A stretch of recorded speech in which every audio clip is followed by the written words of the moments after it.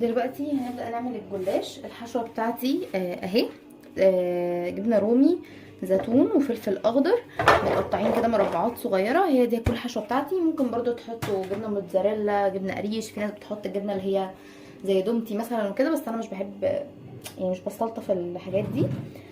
فانا دي هتكون الحشوة بتاعتي. هدهن دلوقتي الصينية سمنة، وهحط نص لفة الجلاش، بعدين حشوة، وبعدين نص لفة الجلاش التانية. هدهن الصينية سمنة الأول وهوريكم هنعمل ايه. هنا سمنة كويس. وهعمل ملوخية كمان، بس طبعا الملوخية دي يعني مش مستاهلة، يعني عملناها معاكم كذا مرة، ف هوريها لكم في الآخر يعني.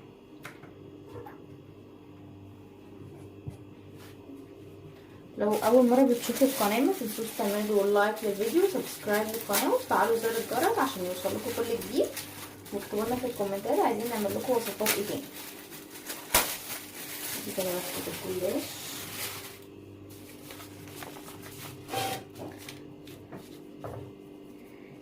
هناخدها بالنص، انا معرفش بصراحه هي كام ورقه، المهم ان احنا هناخد نصها نحطها بالشكل ده، نص ورقه الجلاش. ممكن نحط شويه سمنه كده تاني بحيث ان الجلاش يبقى ايه، مورق يعني. حاجه بسيطه قوي عشان الاكل ما يبقاش دسم، وكمان الناس في الفطار ما بتعرفش تاكل كويس، فالاكل يبقى تقيل فكده مش هياكل خالص. نحط كده وهنحط الحشوه هنا، هنوزعها بقى بشكل كويس، ونرجع نحط اللفه التانية. هحط الحشوه وارجع لكم. بصوا كده، دي الصينيه بعد ما حطيت لها الحشو. كمان حطيت جبنه موتزاريلا. دي كده حته الجلاش يعني مقطوعه، نحطها هنا وبعدين نحط الباقي، مش هنفرط فيها يعني. كده نحطها كده ونجيب بقيه اللفه نحطها كده.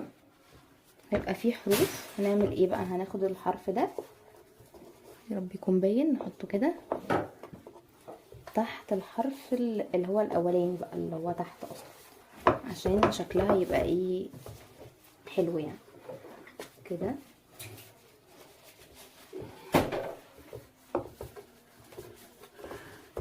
كده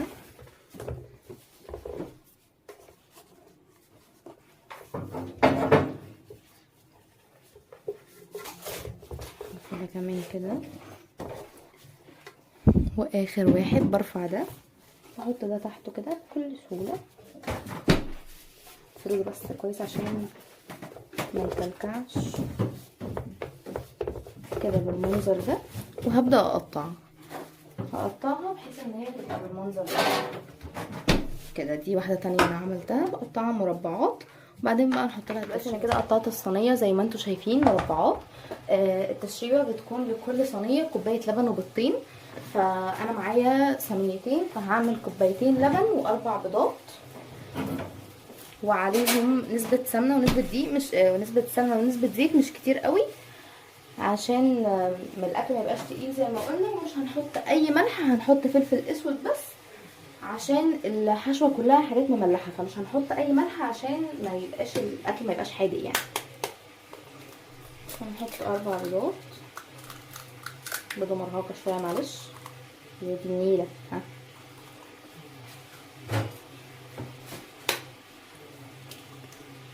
كده. حاولوا ما تكركبوش الدنيا حواليكوا قوي عشان ما تحسوش ان المطبخ ده هم بالنسبه لكم، يعني ايه، لموا الدنيا كده ايه اول باول، ما تحسوش ان انتوا متضايقين انه يوم لسه هنطبخ وبتاع. الموضوع بسيط وسهل جدا يعني. كوبايتين لبن، ولو عندكم قشطه ممكن تحطوا معلقه قشطه.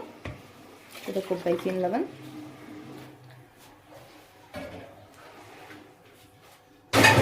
هحط، انا ممكن احط 3 معالق سمنه مثلا. دي 1 2، لا يعني كفايه معلقتين، كفايه معلقتين ونص. هجيب ايه وشويه زيت،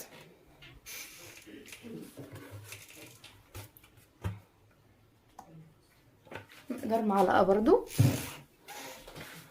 وشويه فلفل اسود صغيرين جدا، لان ده هيخلي لون الجلاش يعني ليه لون. حطيته كتير هيبقى ليه لون. وهنضرب بقى، قلنا مش هنحط ملح عشان في جبنه رومي وزيتون في الحشو. هنضرب بقى كويس جدا كل ده مع بعضه.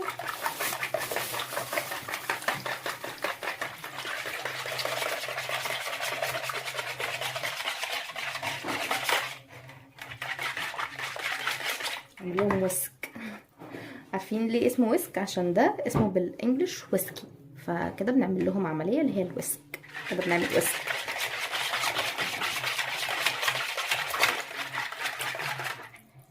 طبعا اللبن ما يكونش سخن عشان البيض ما يستويش جواه. النقط البيضه دي البيض ما استويش، دي قشطه بتاعت اللبن. اوكي، قلب كده كويس جدا كده، كل حاجه اشتركت ببعض. تمام تمام. هنعمل ايه بقى؟ هنجيب كبشه. احنا طبعا مش هنعمل تشريبه لكل صينيه لوحدها يعني، فهنجيب كبشه ونحط هنا كبشه وهنا كبشه، هنا كبشه وهنا كبشه، بحيث انه ايه كل صينيه اخدت حقها. عايزه اقول لكم اصلا لما بتعملوا الجلاش وتسيبوه يبات في التشريبه ده بيطلع مورق جدا، بيطلع مورق وطعمه احلى كذا مره. كده خلاص كده بقى بالعدل عشان القطع ما تسعش. وهنعمل كده بحيث ان التشريبه يعني ايه يعني تروح للجلاش كله، ما يبقاش في حته فيها وحته لا. ومش هندهن سمنه على وشه تاني لان هو خلاص بقى كده فيه كل حاجه كده. نحركها كده عشان تطول الجلاش كله. نزل الحروف دي كده كويس. بس كده الجلاش خلص بقى. هنسيبه في التلاجة لحد بكره قبل المغرب بفتره قصيره، وبياخد بتاعي نص ساعه. نحطه قبل المغرب بنص ساعه ويبقى خلاص كده. بصوا ده كده شكل الجلاش بعد ما خلص. حطيته تحت الشوايه اخد لون.